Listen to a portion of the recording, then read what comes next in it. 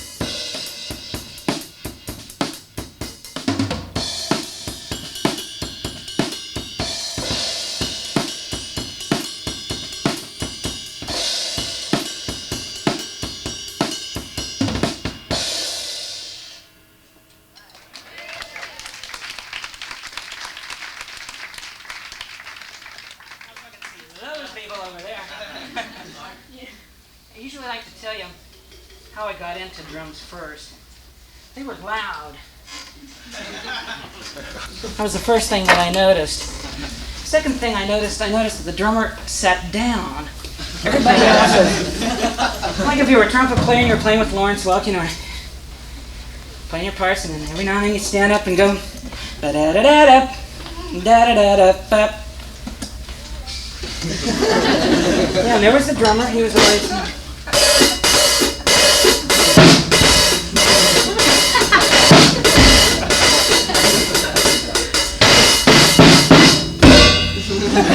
So he was always down. So I figured that was a pretty nice gig. But my parents thought I should play trumpet. So I started playing trumpet at the age of 5, went through the normal secondary, primary, and educational thing here in Ohio. And they have a fairly decent musical education system here in this particular area. The only thing they don't teach you is self-confidence. That's something that has to come by yourself. You'll find that in doing engineering, you'll have to get that too. And there is nothing, no key I can give you for that. There's just some time in your careers or in your burgeoning careers that you have to say, I'm going to do this, and I'm going to do it right, and I'm going to do it so it makes me happy, that I get the kind of sound that I want, no matter whether you're a musician. How many musicians do we have here? Just raise your hand. Okay, well, I'm going to be leaving now. That was nice.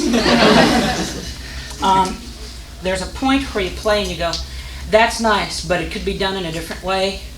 It could be done with a different inflection.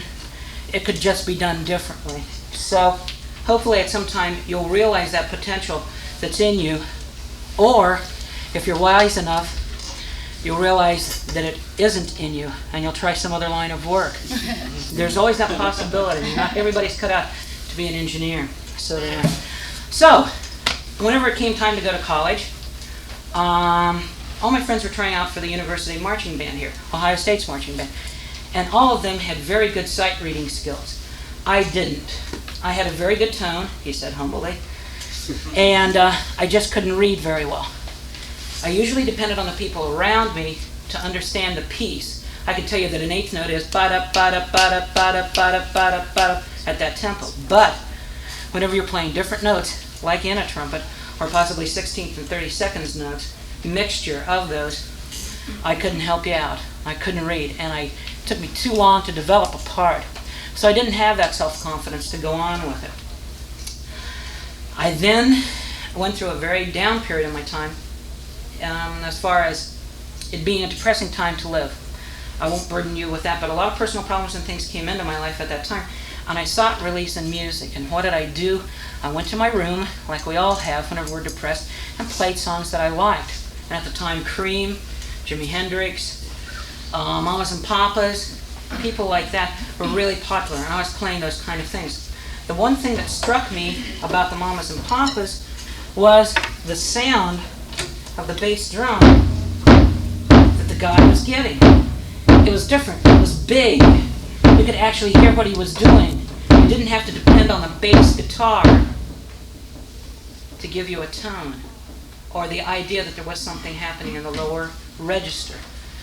That prompted me to look at the albums to see who was playing. Hal Blaine was my first hero in drumming. And if you ever go back to any of the old Johnny Rivers recordings, the Association's recordings, and the Mamas and the Papas, even some of the Frank Sinatra things, he was the first drummer in the 60s to break the $100,000 barrier. He was making $100,000 and plus from the year 1965 on. He was on every Grammy-winning single from about 1964 on through about 69. So that gives you an idea of his staying power. About 4 years. Plus, recently, as much as I hate to admit it, he's been doing drumming work with John Denver. Now, the only thing that's good about that is John Denver, even though as milquetoasty as his music might be to some of us, he still pays top dollar for a musician to back him up. And in the last analysis, you can afford to be tasty for the rest of your life, but for maybe a 9-month tour, pulling down, say, maybe $1,200 to $2,000 a week, I don't think any of us would have any qualms about playing with John Denver and doing that sort of a gig. Now, if you do, good marks for you, and I hope you don't starve to death. I don't intend on starving to death playing music, but I intend to try to do things that are tasty within the framework that I'm working in at the time. If it's country and western rock, fine. I'll try to do it tastefully. I'll try to learn how to do a different shuffle instead of doing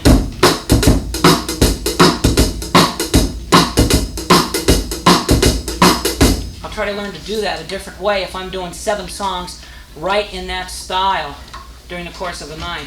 Number one, it'll make it interesting for me, and number two, if it's interesting for me, you will enjoy it. And if you enjoy it, that means you'll come back. And if we put out some product, go into a recording studio, it might make it interesting for you to record it, and at the same time get that performance that'll become a Grammy or some kind of award-winning single. And that's very important to help your career. So, whenever I started playing, I had no idea what the drums were about, honestly. Just by watching TV as a kid, I knew that the drummer's set up this way, and I assumed everybody was right-handed like we all do until we get a little bit older. So, the first thing that I noticed was that the drummers don't play, they play this way here in America. It's called the American grip. This is called matched grip or English grip. You'll see people in symphonic orchestras, jazz bands, even some rock players play this way at some times. And then other times, to get more sound, they play matched. So I started hitting pillows. I'd pile up about 3 pillows in front of me, put on my favorite record, and try to play. Well, that's like playing this towel rolled up like this. You don't get any rebound off of it. It's not like that. That bounces back. Now I want everybody to take your hands, put your legs down. Put your hands, this will be one of the 2 or 3 exercises I'll ask you to do today. Just tap your hands to your palm.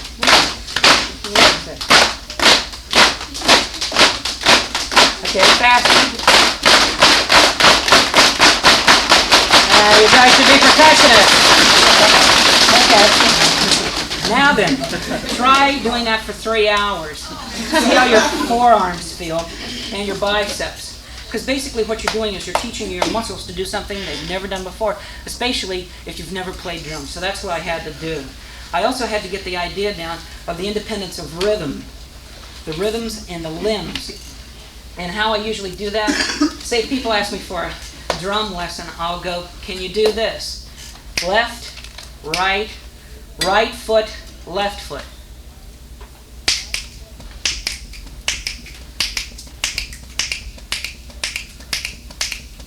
Or it sounds something like,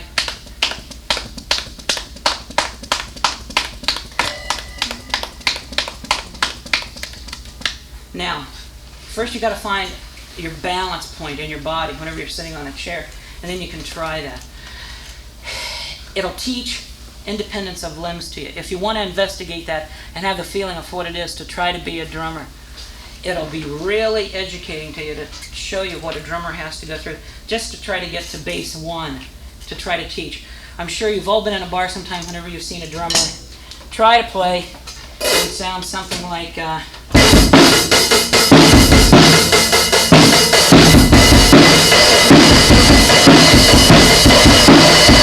just that littlest bit off. There's just something, he's just... And usually what that is just a lack of muscular control. Just that littlest umph, and anybody can have that on a bad night, so they can. And the only way you can overcome that is just to keep on playing. And hopefully teach your muscles and your synapses and all those wonderful things that are in your magnificent bodies to think drums, hitting, loudness, percussion. After a while, I found out my knees hurt. Ouch! So, not to be kinky or anything, I pulled down my pants, and I was playing with drumsticks at the time. I noticed there were little welt places on my kneecaps. That's how hard I was playing. And finally, about 3 months later, I found out that the top skin was wearing off, and my knees were bleeding. That shows you how much I really wanted to play, and at the same time, how weird I was. I mean, I would not suggest that for anybody right now, but for me at the time it was the right thing, because it taught me a lot about, hey, your knees don't rebound either. So whenever I'd go into a music store at that time, I'd go over to the snares and I'd casually look around because, hey, drums are loud, right? Mm-hmm. And you kind of, hey, that bounces. That's great. That's not like my knee at all. Let's try something different. So I realized that I had a cousin that I wanted to be my really close friend because he had a really nice set of drums. So I went over and started spending time with him at the same time while trying to teach myself how to play. And we'd put on stacks of 45s and just learn the basic beat that was going on, like a semi-surfer.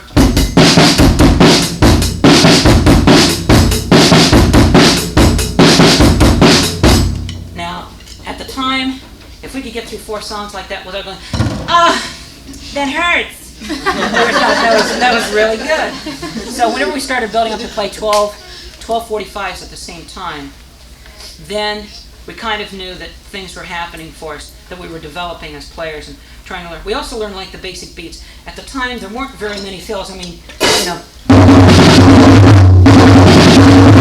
that was a big fill for 1967, 68, sometimes around 65 too. So you kind of didn't have that much to do. Drums weren't at the forefront of music like they were in just a few years later. A lot of people say, when did you learn that you wanted to play, that you really wanted to play? Well, my cousin had this hot date with this lady, and he said, can you fill in with me with the band that I was playing in? I said, sure. So I went over, brother, and I was really scared. I said, why did I do this? I'm going to get very paranoid. I could tell it started to creep in again. I thought, well, heck, I've been playing them with him. What's the difference between playing the singles with him and playing with the band? The main thing was the volume, naturally. You can never turn a stereo up as loud as you're going to be playing with a band, especially a rock and roll band. So that was the first shock. The second shock was that I could actually keep time with the bass player in the band. I had no idea what I was doing naturally. But in looking back, the forcefulness of just playing with a 45 and trying to keep up with it developed a sense of time, so it didn't slowly start to drag. It was up there. And the band liked that, and they complimented on me. Thank you for that. The night of the gig, I played, and I really enjoyed it a lot. The next week, the cousin was back with the drum, with the same band, same drum setup. I borrowed his drums. And I noticed one thing that was different. We played for the same bunch of people, a fraternity and sorority party. The people were not dancing. They were dancing before. I didn't feel cocky, but I felt curious enough to try to find out what was going on. So while they were on a break, I went up and I played. People started dancing to me. That's when I said, hey, something's going on here, and you probably are going to like it. It's like whenever people get applause for the first time whenever they're acting. It sends a chill through your body and through your psyche that you'll never forget. It's like that first time you get a snare sound that drives you insane, and you go, I could play this thing for 4 hours. There's nothing I can do to make it better, but I can play for 4 hours, and it'll just be great for the rest of my life. And anytime I go back, it's one of those experiences. It really happened. And I said to myself, hey, investigate this even further. The really bad thing was whenever I looked over to the side, there was the band on the side of the bandstand looking at me like, what in the hell are you doing? They weren't dancing to us, but they're dancing to you. What's going on here? So I sheepishly got off the drums. I said, thanks, guys. And I walked out, and so much for the cousin side of the trip. He and I weren't too good of friends after that. In the next ensuing years, it was again frustrating for me because I didn't have any kind of money to buy a drum set. A death in the family enabled me with a small inheritance to purchase a drum set. And I got my first drum set in 1974, the summer of 1974. It was a can cassette, which is an American-made set. Excuse me. Oh, cream soda, I love it. Oh, God.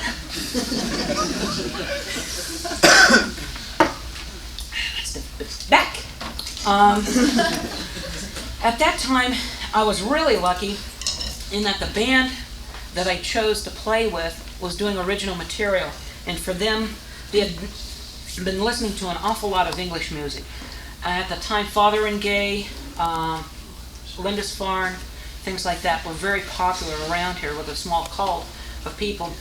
And they wanted to do that type of a sound, which is basically a light folk rock sound. And you have to have really, really good discipline because you're playing with stringed instruments live. And anybody knows the drummer can overpower like mandolins and guitars very easily.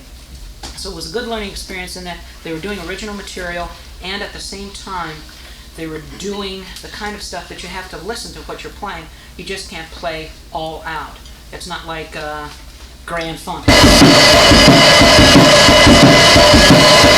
or Aerosmith. My favorite drummer, Julie Kramer. It was the kind of stuff where you would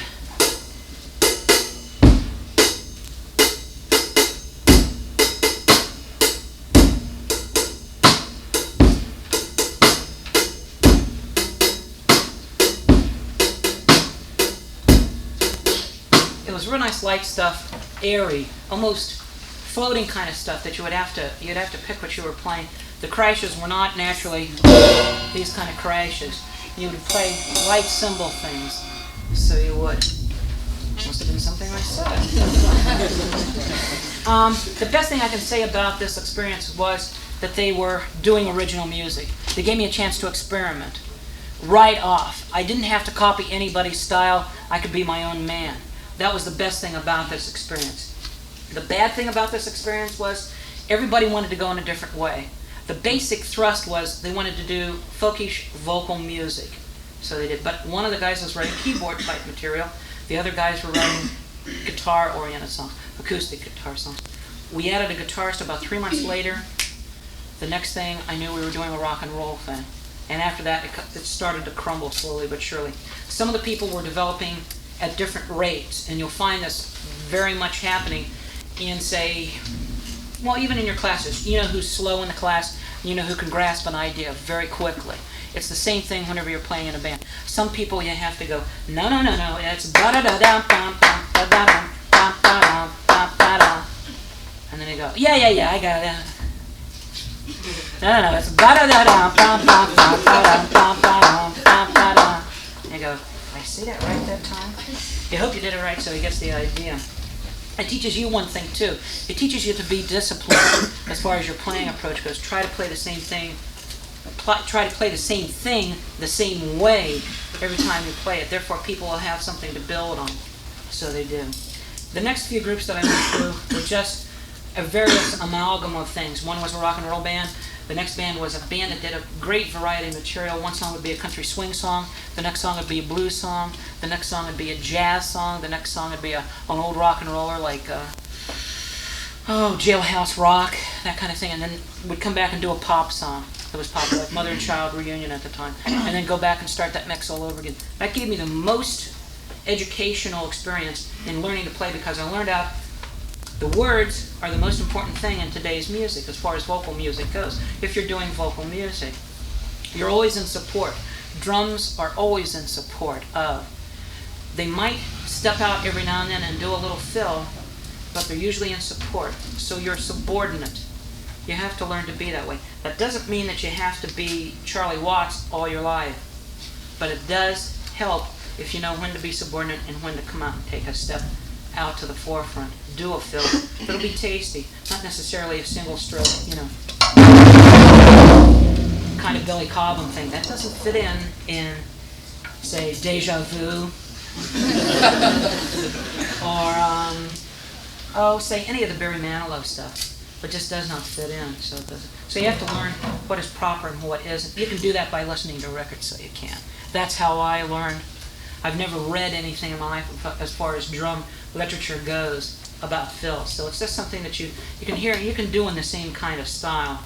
It's just all in a different way that you play it. Now, when I first started doing studio work, it was as a member of a band. And they would get the chance to go in and do some songs, and we'd just go in, set up, play. And people heard me, and they liked the way that I was playing. So that was very rewarding, and then I'd get that call like 2 months later saying, hey, we've got these guys coming in from the hills, and they want to do a harmonica song. A harmonica song? What kind of, Jerry Murad and the Harmonica Cats, No.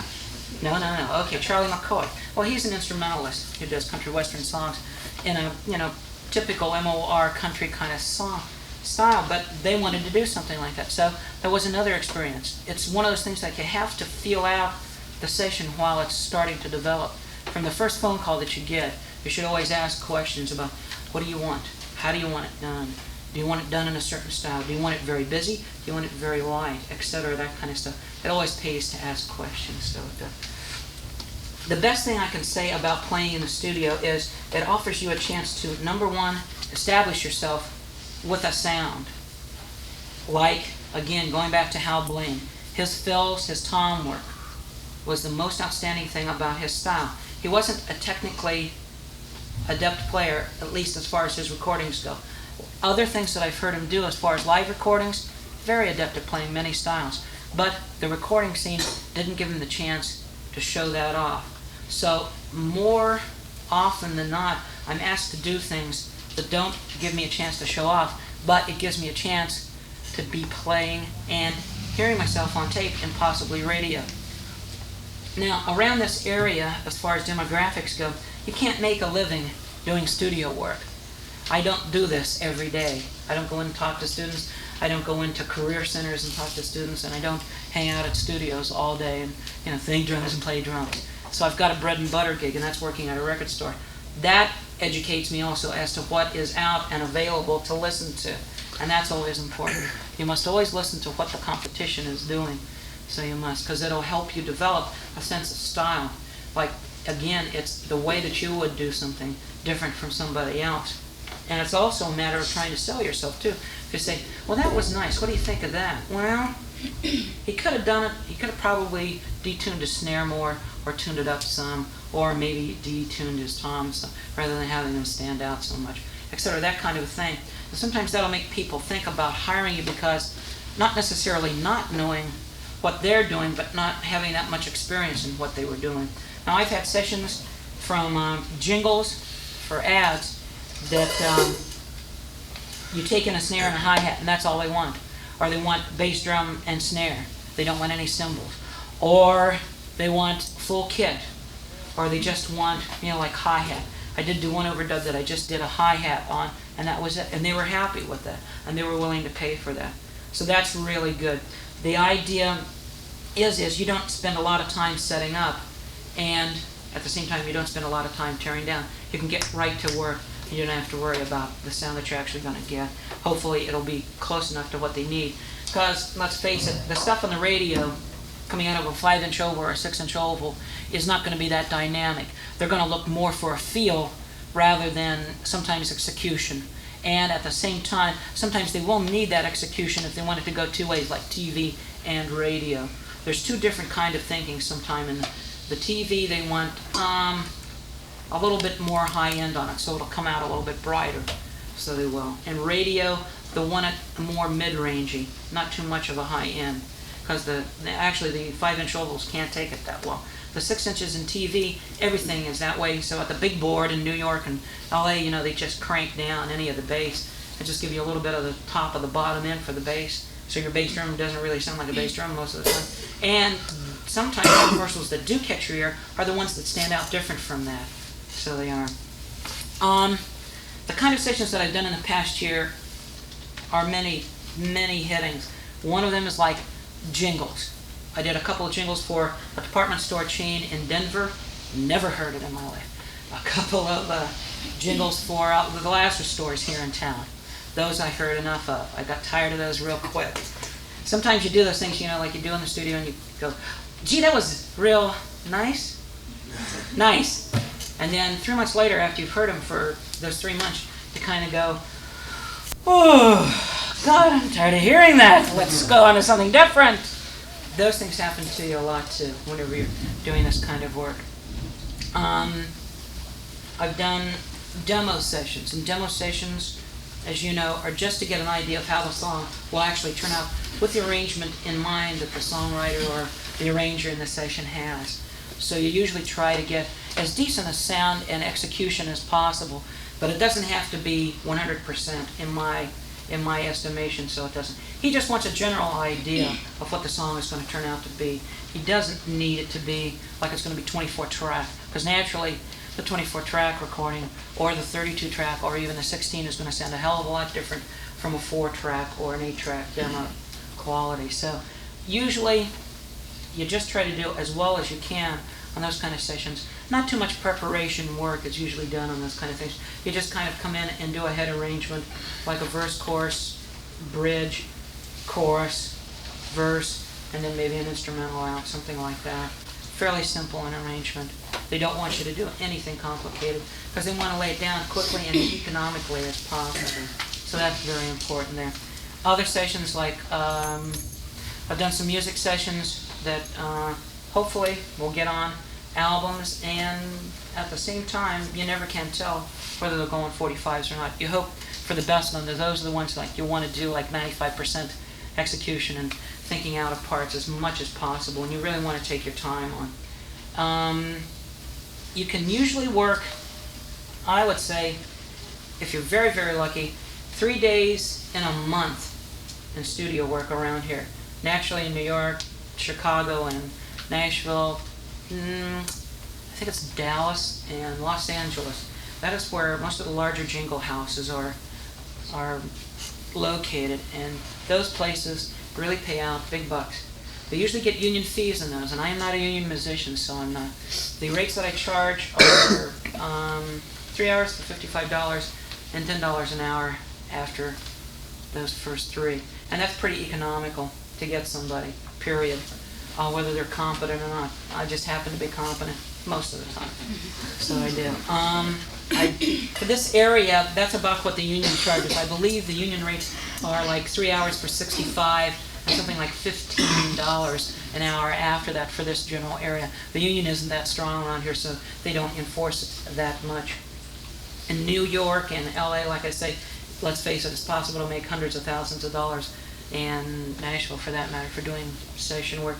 A guy that I would love to meet, John Guerin, as an example. One of my friends was engineering a session of jingles that he did down in Dallas, and they're all excellent readers in the LA Express or Word, whenever the group was a performing an entity. And they went in, they had a book of about 300 jingles. They cut them in 2 weeks, and every 6 months after that the jingles were playing or being, taken care of nationwide, they would get residual checks for $175,000 per man in the group, which was like 4 piece.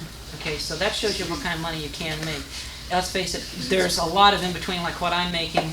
That accounts for about a quarter of my income right now, studio work and playing out live, and them, which is it's their livelihood. So I have a great distance to travel in my playing trip, and I hope I can stretch that over the next couple of decades until I get to be 50 and arthritis really sets in, which is a real problem for a drummer. You'll find after playing a certain number of years that you can't do things that you were once doing. Naturally with youth, your speed slows down, but there's ways that you can fight that off, and that's not looking at me, you wouldn't believe this, but lifting weights and watching your diet and things. You have to, at some point, make a decision, hopefully with the help of a friend sometimes, that you want to be able to do what you do and execute as well as you can all the time. And what that involves is like exercising the muscles that you use most, which is usually, since you're walking, your legs usually don't need it. I would assume running, which I hate, or any kind of exercise like that, is very good for your speed and your development that way. But I'm on my legs 6 and 7 hours a day. I don't need to be out running at nighttime for that specific purpose. I'm happy enough with the speed of my legs and what I can do there, so I am. My arms are where I lose my strength the most, so I just do simple curls, some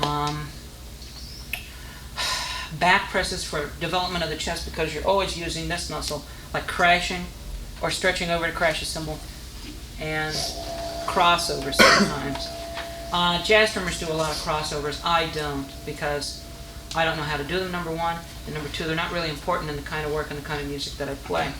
I like to play a variety of kind of music, but it never really works out to that nth degree that you're doing everything that you want to be doing at the same time. So you hope to do just a little bit of tasty stuff all the time while you're playing.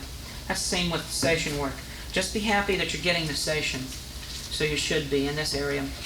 And once you get a name, maybe you can get to be choosy at what you do and go on from there to try to build it up. As long as you're competent, people will admire that.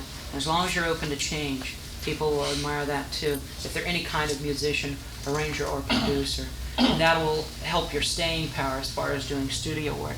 I've got a little bit of an outline of what I do, or what I try to do, or I'm going into a session. Some things that'll just help with the planning end of it. It's the idea that you don't want to go in empty-handed, like, well, I'm here, let's play. That doesn't really work sometimes. Like I said before, this is like a pre-session routine. Like, I try to find out what kind of music you're going to do. If you go in expecting to do like a fusion thing, and that guy comes out and he says, well, I sure am going to have fun cutting this Charlie McCoy song, it's sure going to be great. Your jaw's going to drop down to the floor, and you're not going to be happy for the rest of the day. So find out what the hell kind of music you're going to be doing, so you can get your head in the right kind of place for playing that kind of music. Again, ask them what kind of a session it's going to be, how much money they want to spend for it, and how many songs they expect to do. Now, I've had people call me up and expect that they want to do 8 songs in an 8-hour day. Now, if you know anything about recording, to do that, they're not going to be very interested in the recording quality, or else they're very naive. So you ask them very nicely if they're naive. And then you tell them, honestly what you think it should take to learn the kind of song that they want to do and to execute it and what they want it for. Again, it just bears out. Ask questions. Ask what they really need out of it. Naturally, if the person is not that confident in you, you have to instill some kind of confidence in them. So it behooves you to go, well, you want to rehearse the song? What's it going to be, huh? Is it going to be a shuffle, a country shuffle or whatever? If you don't think I can do it? Okay. Well, I'll come over to the house, I'll play my legs for you, and if you want, I'll bring over my snare drum and my hi-hat and my bass drum. And I'll try to communicate to you at the time that I can execute the song. That's happened to me a couple of times. People have just heard me by word of mouth and said, this guy's okay. It's kind of weird. But he's an okay drummer. It doesn't interfere with his playing. So I'd go over to their house and they'd lay out the song for me, and then I'd have their confidence, so whenever I showed up, at least we'd have a working idea of how the song goes.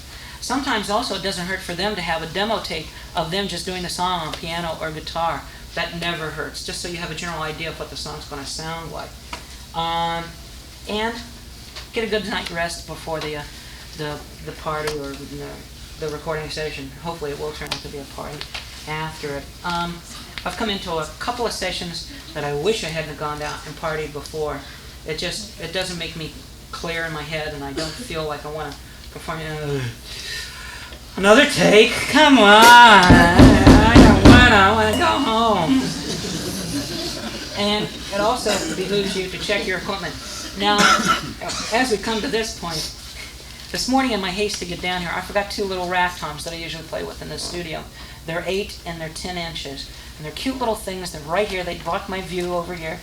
And they're two of my favorite little toms. So I'm playing minus a couple of things. So I didn't check my equipment before I left. So it shows you, like, as little experience as I've had, or as much experience as I've had, I still don't have it down cold or pat. So you've got to be careful all the time. Double check. During the session, you got to be prompt. That's all there is to it. Like if somebody says, well, I'll be there around 12, and what does that mean?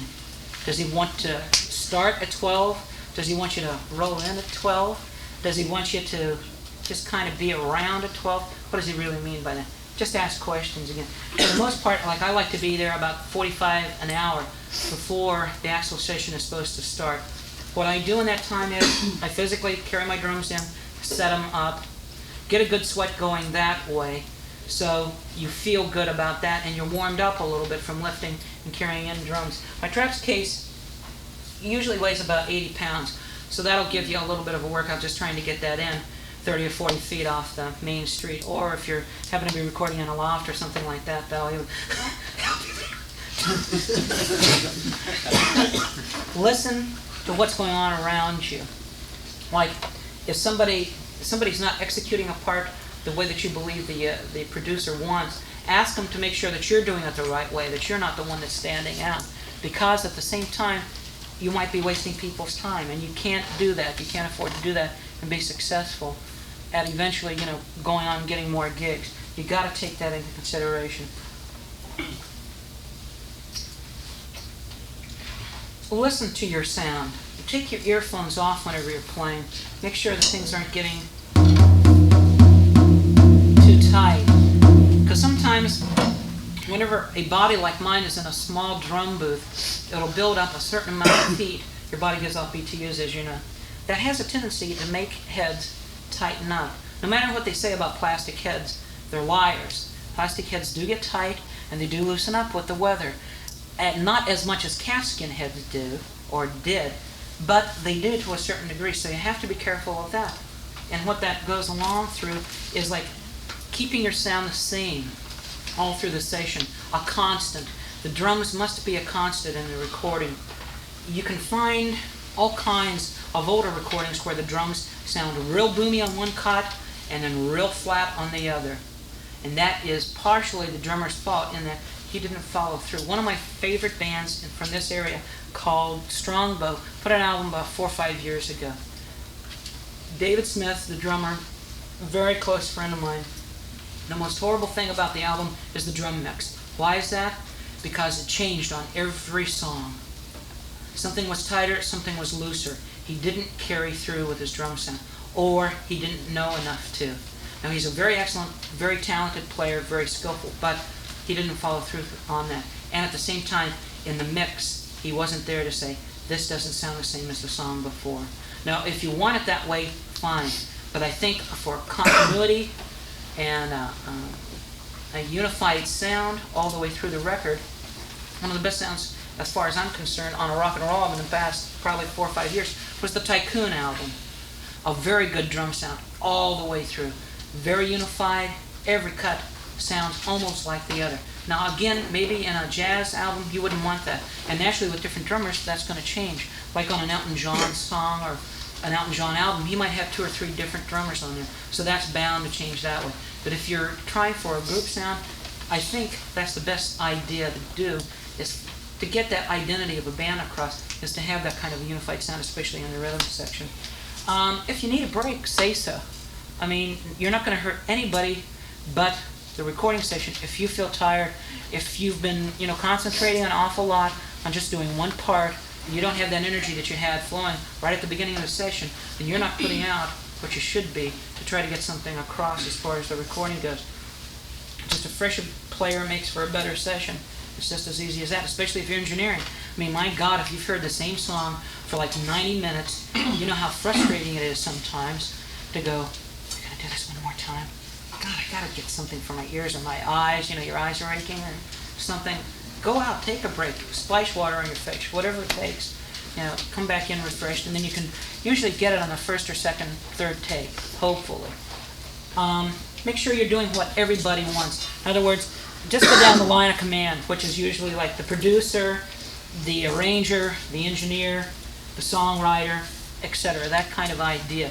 Go down and make sure that you're doing what they want. Because if they're paying for that and they don't get what they want, they'll bum rap you. They might not mean to, or they might not be happy with the way the song comes off. They're going to say something to the negative. And in this business, it hurts, not to get something in the positive almost every time. That doesn't mean that you pay attention to what the critics say about the recording. It means down deep in your heart, whenever the recording comes out, you know in the back of your head that you did everything possible to make it a good session, that you would be proud of hearing that on the radio at some time in the future. If it's that kind of a session, like a 24/16 track.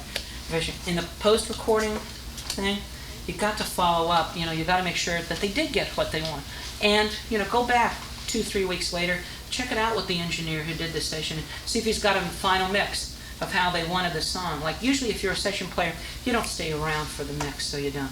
They're more interested in getting the vocals done. If they're trying to do like 2 songs in one day, which is pretty ambitious, they'll try to get the vocals. They might try to get that string synthesizer part laid on top, try to get everything that they can, say within a 10-hour day, and then go back and mix it maybe a week later. So 2-3 weeks later, go back and check with the engineer, see what you got finally out of the mix, and then go back, double check with the arranger and the producer, and tell them maybe what you would do different about the mix. Don't be bodacious enough to think that you might be able to change their minds, but you might be able to instill just a little bit of more respect for you, besides your playing skill, hopefully, through the session. Naturally, you get a mix of the song, you put it on a reel or a cassette of your own stuff, so you have like a walking resume of what you do and how you do it, and that kind of a thing. If you can, try to get it so the drum mix is just a little bit more prominent in the song, if you feel real confident. If not, try to have them bury it in the mix. You can move that back a little bit, there's a little mix up there. Just be careful of what you do get on there. And again, let's face it, people don't want to spend more than like 3 or 4 minutes listening to things. So you might do short little segments of songs to try to get their attention. Again, this reel-to-reel and cassette thing would give somebody who wants to get your talent to use in the studio an idea of how you execute and the kind of sound you're capable of getting. That's basically all I have to say about getting the work and whatever. As far as tuning goes and the actual setup that I used, you'll notice that it looks like the drum set has been through hell and high water. Funniest thing, it's been through hell and high water. This is a Pearl setup, and the only reason I decided to try Pearl this time as opposed from the Camco set that I had before was that the particular place where I buy my percussion stuff from, the music store here in town, was, at the time, had good relations with Norland Music, which is the distributor for Pearl drums here in the United States. Pearl are made in Japan. And the particular kind of drums I wanted was something that projected very well live, and that I thought if they projected very well live, no matter what I did in the studio, I could get the kind of sound that I needed to be competitive in the studio. So, at the time, I decided to go with fiberglass, just to see what it would be like.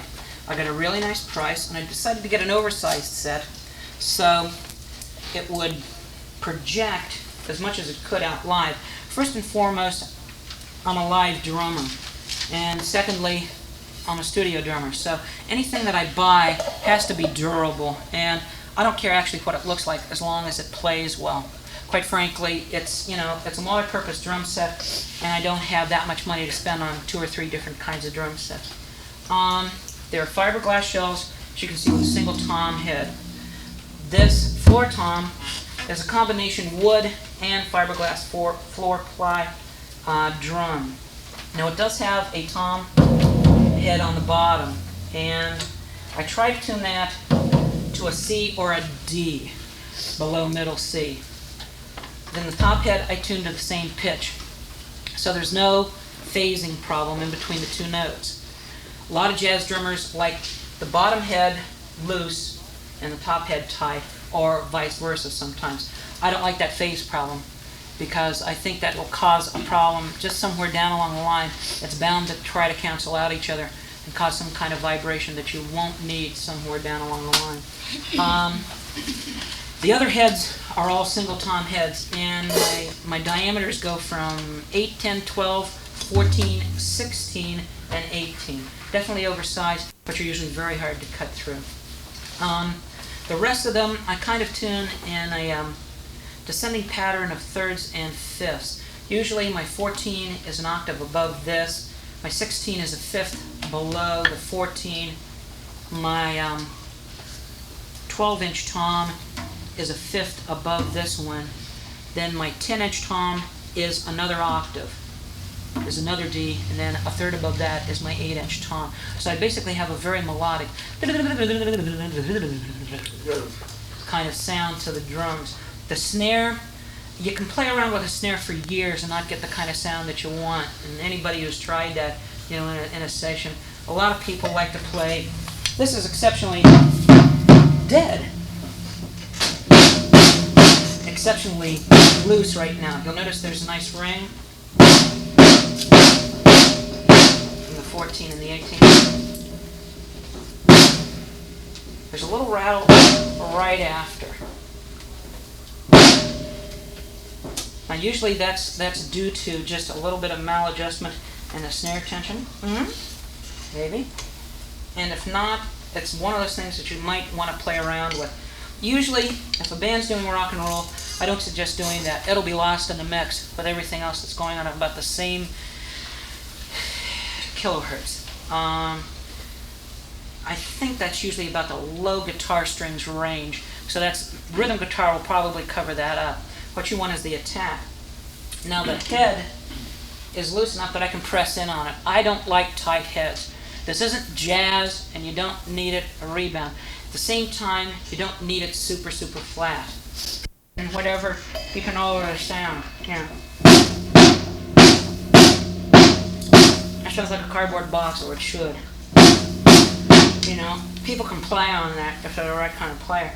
Now the idea is, too, like whenever I was learning to play without that rebound, that meant I didn't have to rely on the rebound as much.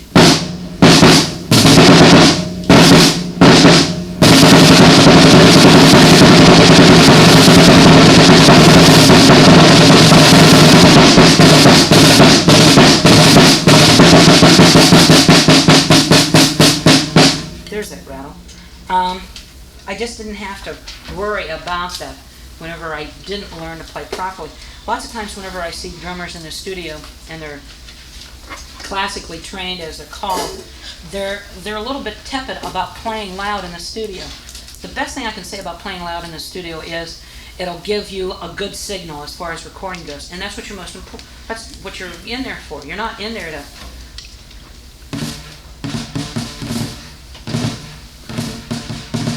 I mean, some people might want that, and I did last week on a song that I was doing, but at the same time, who erased that song, by the way?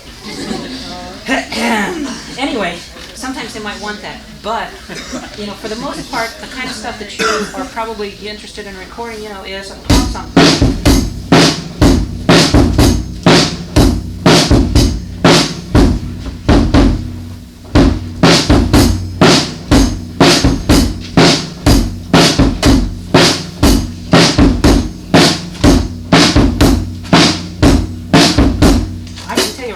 The snares have been stressed.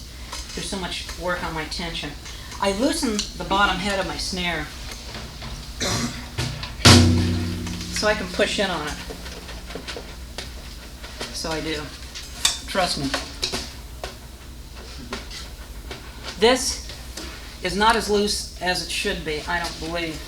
But in setting up, I didn't allow myself that little bit of extra time to do that. Sometimes it just takes a matter of going into a garage, sitting down and playing, believe it or not, around with the snare for like 2 or 3 hours and just trying to get it right. And every time you buy a new snare, you go through the same hell of trying to get that sound that you want out of it in a close situation, in a live situation, or in a studio. Whenever you go into the studio, don't, by all means, worry about taking too much time and tuning up your drums right at the beginning. That's the most important time. After they've had a chance to get accustomed to the atmosphere in the studio where you're at, tune them up to whatever you want. there's really no reason. Toms were made different diameters for them to be able to play melody, you know. That's the idea.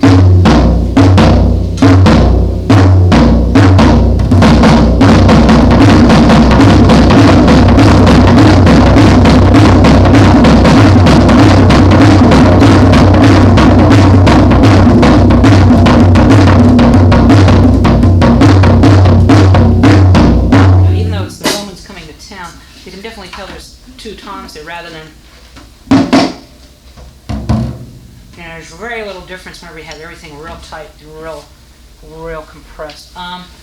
Dampening, sometimes I use it, sometimes I don't. It depends on the situation that you're in.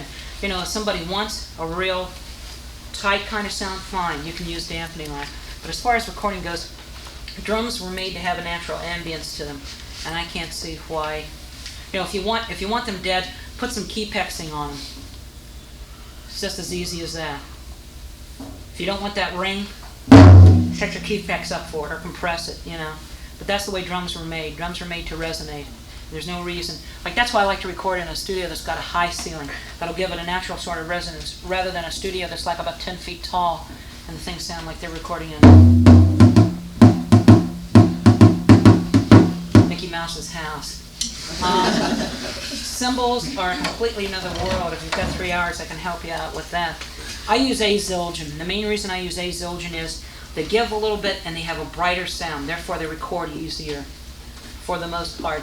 K Zildjian are European Zildjian cymbals, or cymbals that were made prior to the 30s, just about. They have a darker characteristic, so they do. And a darker characteristic means whenever you ping them, they will sound just as different from hitting with this plastic tip as from this wood stick. Listen.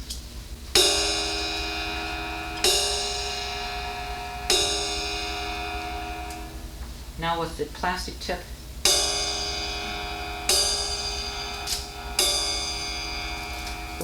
you'll hear more stick work with an A Zildjian than you will with a K Zildjian. Most jazz players like to use K Zildjian and like to use a mixture of like medium cymbals and medium crash, what they call medium crash. I like to use light ones. Here's an 18-inch A. I can bend that sucker, okay? And it'll give. That's the way I have it set up on this stand. Whenever you have a crash, the same thing goes for the 16. See, I can play around with the edges on that. Now this is a ride. It's a 22-inch, and it's called a medium ride. And I can't do that easy on that at all. So I can't. That gives me a nice ping to it. And characteristically, I don't understand why some drummers crash their ride cymbals, because see, it carries for an awfully long time. Now you see people in the Beach Boys doing that all the time. The two drummers that they've had working with them over the past 2.5 years always crash these cymbals. I don't know why. To me, like a ride cymbal is that. That's what you use it for. There's no other reason to do that, you know, other than you're cheap and you don't want to go out and buy other cymbals. Maybe that might be the reason. But a crash also has a purpose. The idea is for it to imitate that tone itself, or that word, crash. Crash.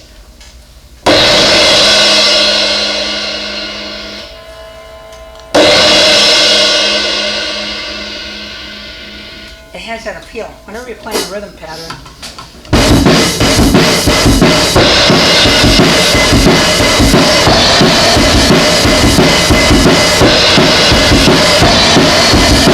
by about the 4th beat of that rhythm, you couldn't tell that there was a crash cymbal, or you could tell that it was definitely decaying. Whereas whenever they crash with this,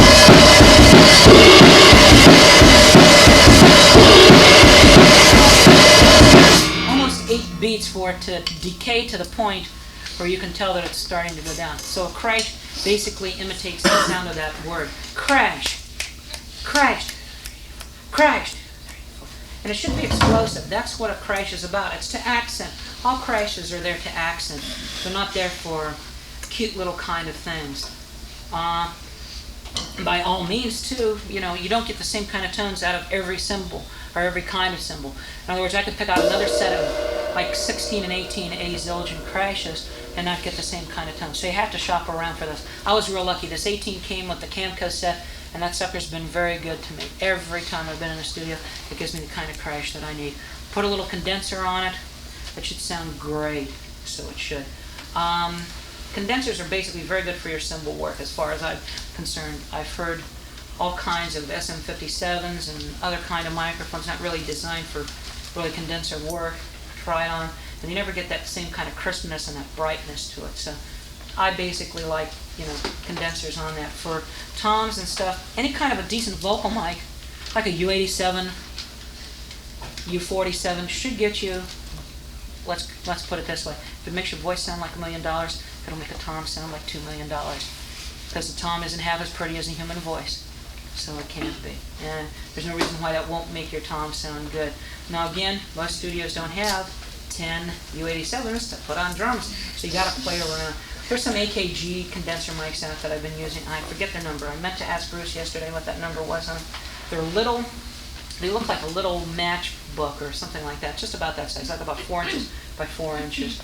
And they go for about 200, where U87s, I guess, are going for 4 to 5 now. So you can get a really decent sound out of those too. You might check around and see if anybody knows what those might be. They've got a black windscreen on them, and they sound really, really decent. Now for miking the toms, everything's been done to these toms that I can. They put them on the inside, they put them on top, they put them down right about there and back a little bit, so after their attack, the sound comes out down in here.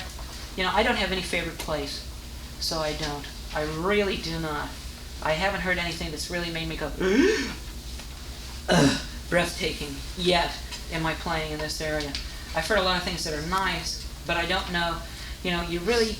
This kind of sessions that I've been doing in the past 2 years has not afforded me the time to work like a day on getting a drum sound and going back the next day and trying to get it. So, let's face it, it's hit or miss. Try to work with what you've got, because a lot of drummers coming in aren't going to be, they're going to be the kind of guy that gets high, plays a 4 or 5 hour set, goes out and drinks himself silly, and gets up and he wants to do a session the next day. So you're going to, if and when you get into recording people, you're going to have to be very, very lenient, and, it's their money. If they're going to waste it, fine. But again, at the same time, it behooves you to, the guy that's got the money, the control of the money with the band, go up to him and tell him, hey, we're going to fuck around and we're going to waste an awful lot of money getting a drum sound because of this guy. So I just wanted you to know that before that happens.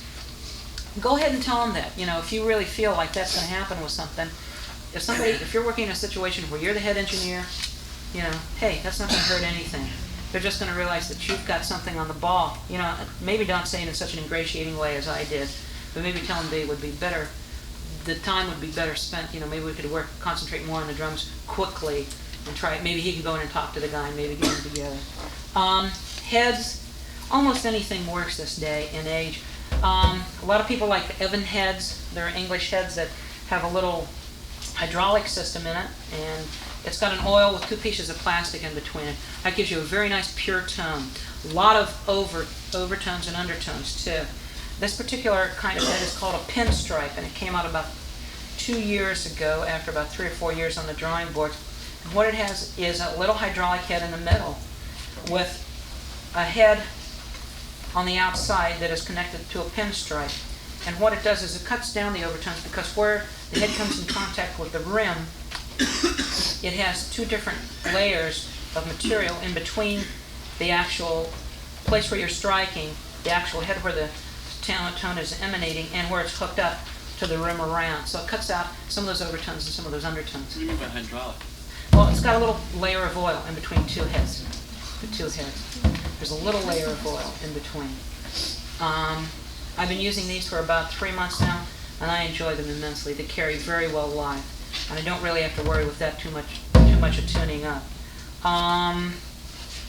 Sometimes you'll see people put pieces of tape, or is it somewhere here? There you go.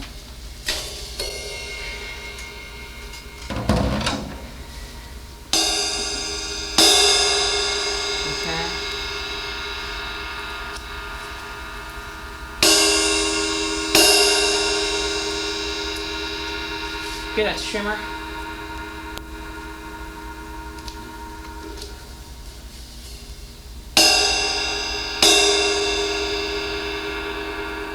Not as prominent. Now, sometimes, who is it? I forget who the guy was. Maybe Steve Gadd on the last Steely Dan album on Asia. went so far as to get this kind of a sound out of his right.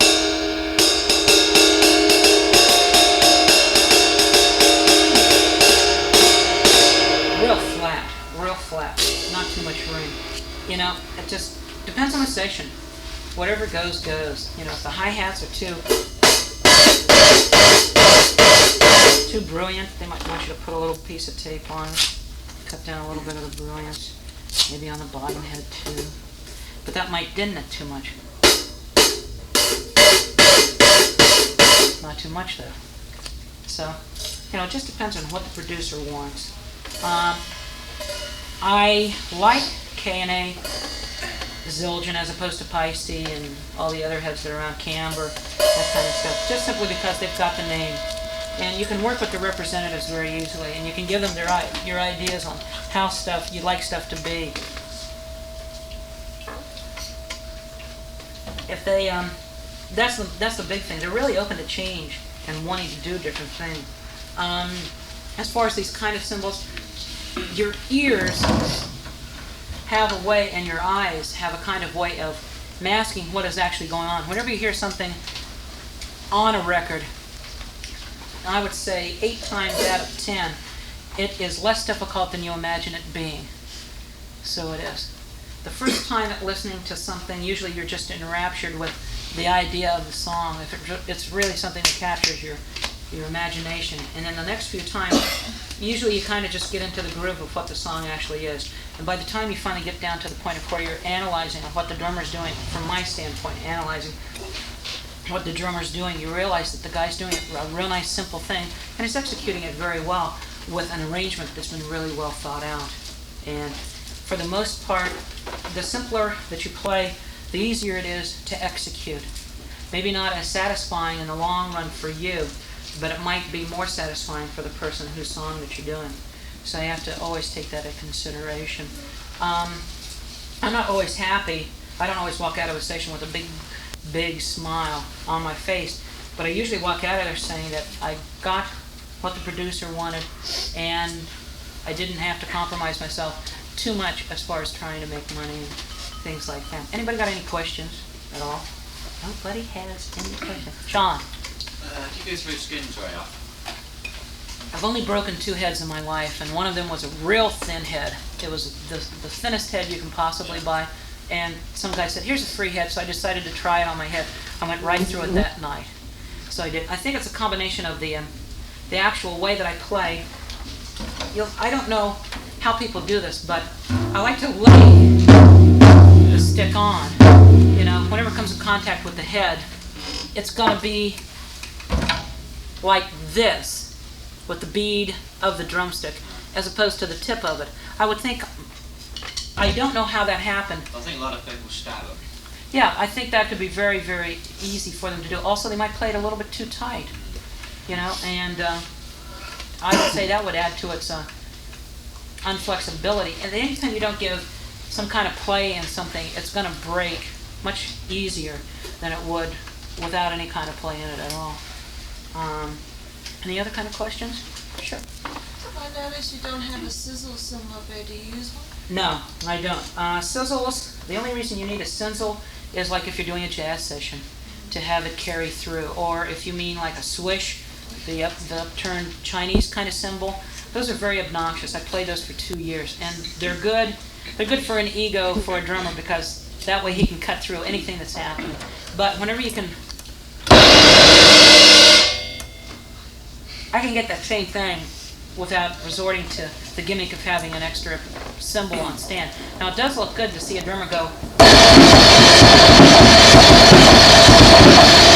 getting that beat in it.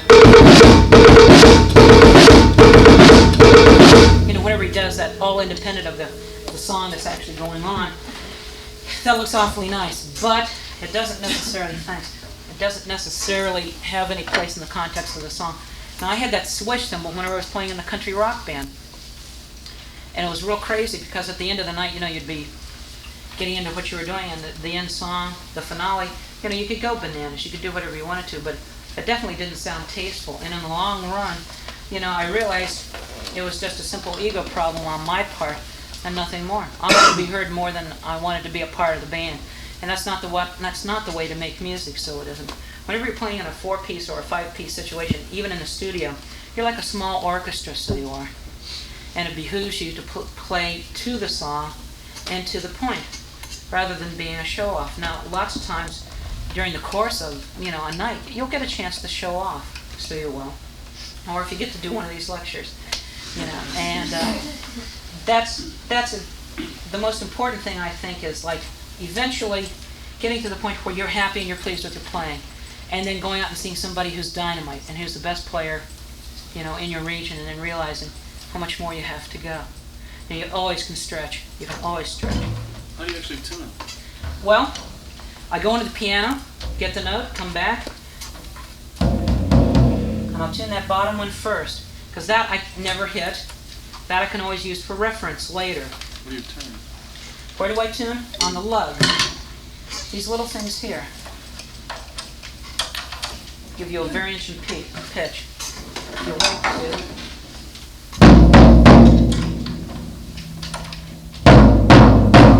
That much difference. Can you just work with one if you have to? It's like a car wheel. Usually what happens is I like to get them very close. There's one that's on.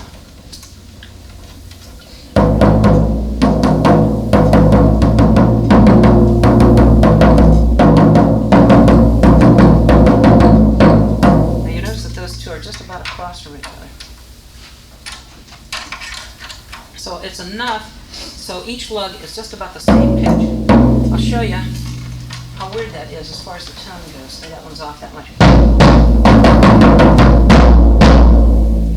You hear that little kind of wah? That's usually caused by that. It's one lug, every other lug being just about close enough.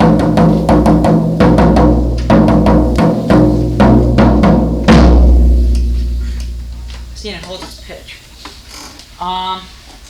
Again, it's using your ears over a while, and it's really strange. I've developed my ears over the year just to hear that one pitch, just about a D, as far as that goes, and I can basically pick out whenever I'm flat. Sometimes it goes sour after not being around the drum set for long, and you kind of have to hope that you can go to the bass player and just get a note from him. That's usually the easiest way live to get a pitch, because his is closest to the thing. The bass drum, I've completely negated, haven't I? I like to use whatever beater or whatever player, as far as the mechanical part of it, that I can get replacements for easiest in the general area. I'm using a Pearl pedal. I was using Ghost. They're fine. I played a Ghost yesterday in the studio. I was real lucky. A drummer had his drum set in there, and I didn't have to worry about carrying mine up 2 flights of stairs through an elevator shaft or whatever. I was real lucky because I'd used Ghost before. Ghost is fine, it's cast aluminum, but I've broken 3 of them, so they do have their weaknesses. This Pearl, I've never broke anything on it at all. I've only replaced things on it whenever they looked like they were getting worn. And maybe for those of you who've never seen a bass drum pedal, why don't we take that little sucker off. That's what a bass drum pedal looks like. Now, you can adjust 2 things on this. The actual stroke width, which is done thusly, has a little axle running right through the middle of it, which is spring tensioned at the side lever here. You can increase the stroke this way by moving this lever back. Now that means it actually takes more power to push it forward to hit the bass drum, and it causes more wear and tear here in the spring. So I like to have it fairly close to 12 o'clock, just a little bit off 12 o'clock.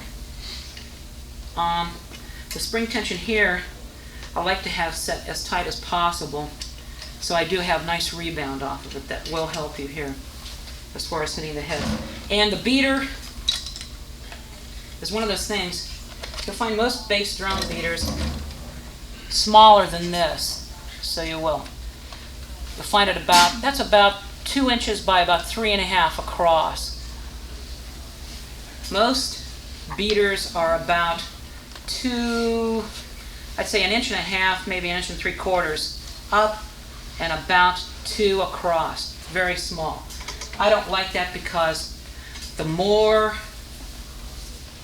larger force or the larger surface you have hitting the bass drum, the more sound I believe you'll get out of it.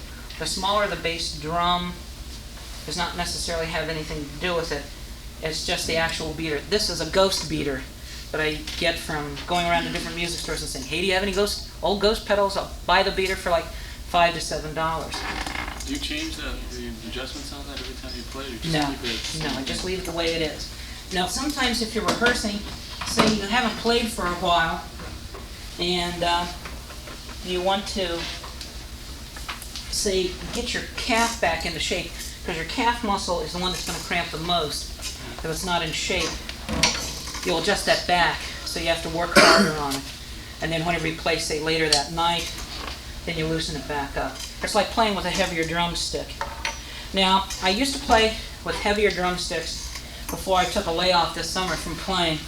And I usually use Pro Mark 1Bs, which are about 2.5 inches longer and about 1/4 inch to a 1/2 inch thicker than these, much heavier. This stick is about, probably 6-7 ounces. The 1Bs or the 1Ss are about 10 to 12 ounces. A big difference, so it is. So I've been laying off this summer as far as doing anything else. I use an awful lot of felt on here because without it, the cymbals will ring more. And as I said, you don't want them to ring that much. I forgot even about the tuning on the bass drum. I'm very sorry. The kids that were in the recording session that I did last week noticed we got a really nice round tone to the bass drum in there in the morning. That was because the head was nice and tight.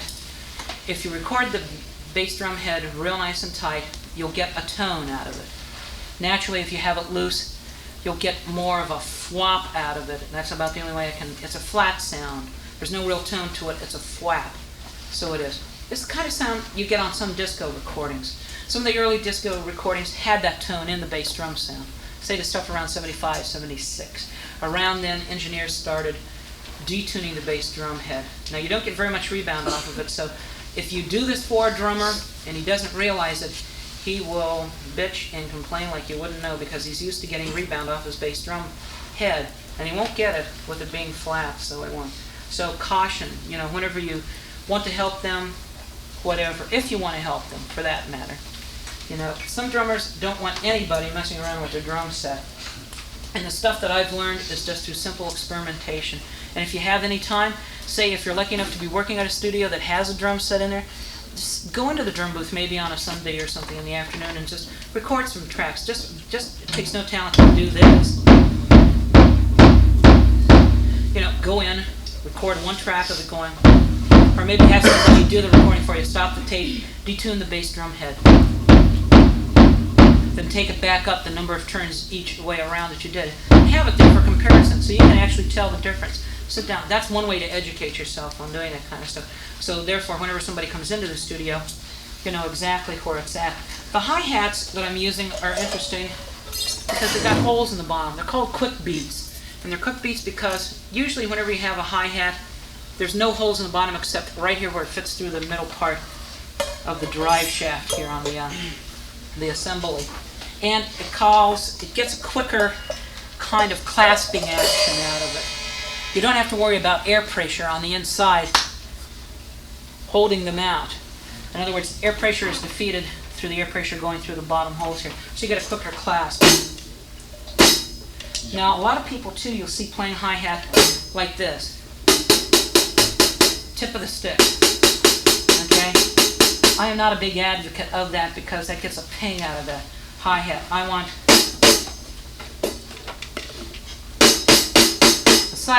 the side of the neck of the stick.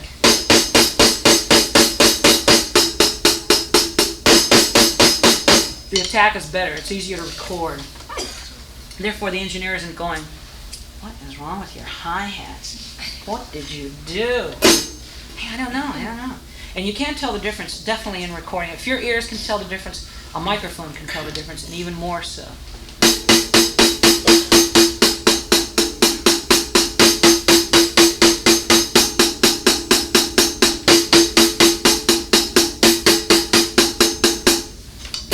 those things. We're coming up on 1:30, so why don't I do something for you?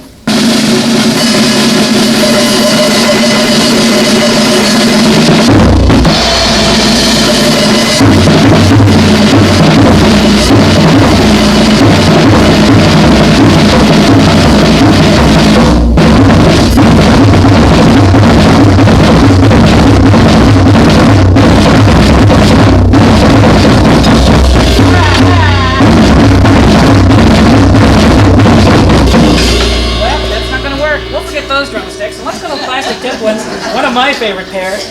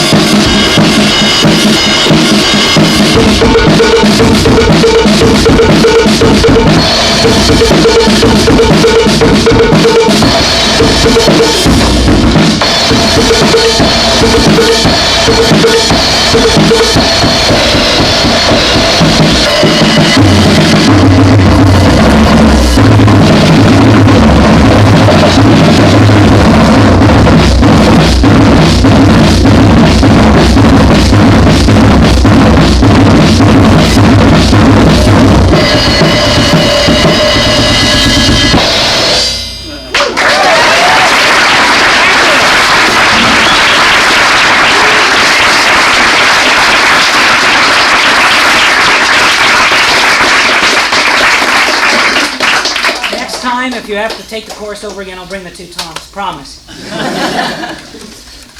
Best of luck. Take care. Thank you.